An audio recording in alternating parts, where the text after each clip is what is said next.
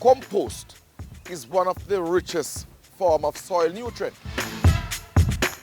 So here we are buying fertilizer for huge sums of money, when in fact we are throwing away something which is richer in many regards than what we are buying, spending hard cash for.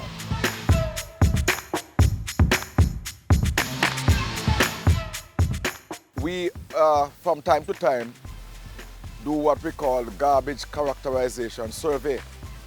This is where we actually go island-wide and take samples of the garbage and look at what make up the garbage. All the surveys that are done in recent past points to one particular set of dynamic.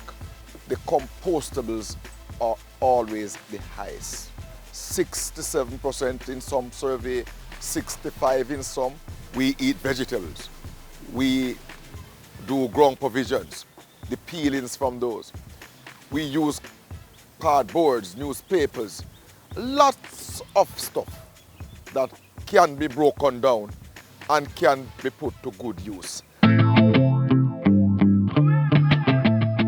With such a high percentage of the solid waste being compostable, we are therefore forced to look at how we're going to manage in the best way possible, in the most efficient way possible, that high percentage of the garbage. Composting is a rich form of soil that is broken down by microorganisms to become either fertilizer or soil. Now we're going to do a demonstration to show you how we can do it. First, if we're starting, this is our kitchen waste.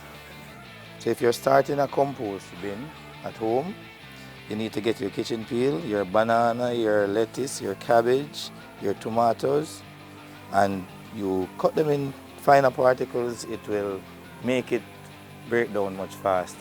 In order for the microorganism to work effectively, you need moisture, you need air, and you need heat. You can use a hand shovel or your hands. Too much moisture will allow the stuff to rot and it won't be compost. And if it is too dry, the microorganisms won't be able to work effectively. So you need to get a right mixture. If you squeeze it with a fist, you shouldn't have any water running out of it. If it's dripping, it is okay. If it is running out of it, that means you have too much water. So now this is our compost. If you keep this moisture in your compost, it will give you a maturity rate of 3.5 months. And you'll get this final product, which is this right here. Compost, what it does, the longer it stays into the ground, is the richer it becomes.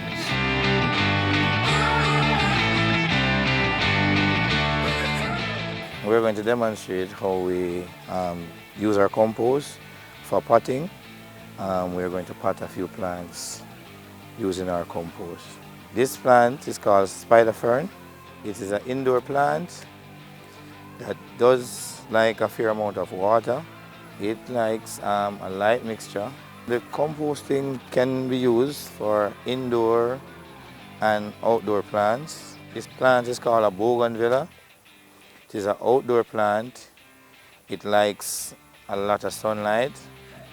It blooms a lot, and it likes dry areas. The compost is offer drainage.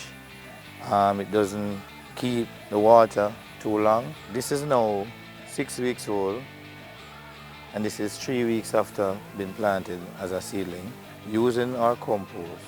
And this bougainvillea is 6 weeks after being planted by our compost. And they're just blooming, blooming, blooming. This is a mature spider fern that we use for our rentals, and this is about 2.5 months old. At the NSWMA, the parks that we manage, the beautiful flowers that you see there, the composting that is used to fertilize these plants are actually done within the department here at Parks and Gardens. The other benefit is that we at the NSWMA, we would need less trucks. Now, right now, our biggest problem is trucks to remove garbage. Can you imagine if we could take out the 67%, which we could convert at source? What that would do to our national budget? Gas oil, repairs of trucks, labor to work on the trucks. Just look at it. It is huge savings that could come. Exponential is about getting a behavioral change at source that will see significant reduction in solid waste. We want to see this reduction and to see it in a very tangible way. And we believe that composting provides that excellent opportunity.